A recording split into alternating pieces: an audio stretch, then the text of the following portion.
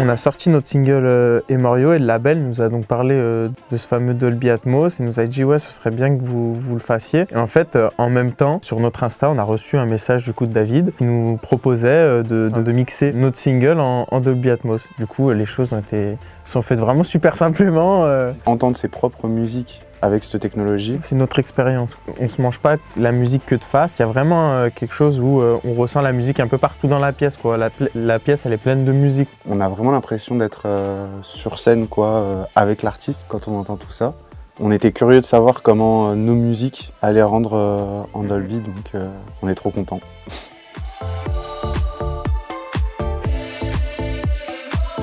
Avec Dolby, en fait, ça prend tout son sens, vraiment, parce que tu rentres dans ce truc-là où ouais, tu peux mettre, je sais pas, un bruit d'oiseau derrière, concevoir et penser le truc comme ça, je trouve ça ouf. Sur un mixage de voix, on va superposer 5-6 voix. En réalité, les gens vont pas entendre ces voix-là forcément.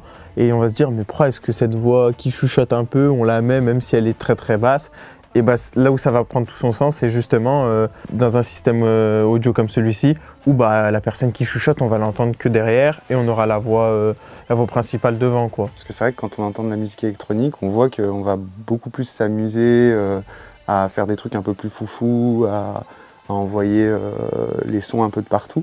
Tandis que quand c'est de la musique un peu plus acoustique ou les voix par exemple qui se détachent, c'est super intéressant en fait. Moi je trouve ça super intéressant aussi en acoustique. En fait nous sans s'en rendre compte, des fois c'est comme ça qu'on imagine un peu la musique quand on la crée, mais on n'a pas cette technologie là, donc ça reste juste dans notre imagination. Mais du coup là de le voir vraiment c'est vraiment drôle quoi. Bah, c'est la 3D de la musique moi je dirais, pour faire simplement. Maintenant on va penser en fait au mixage Dolby quand on va faire nos morceaux. En fait, on peut aller plus loin dans la démarche et dans la discussion.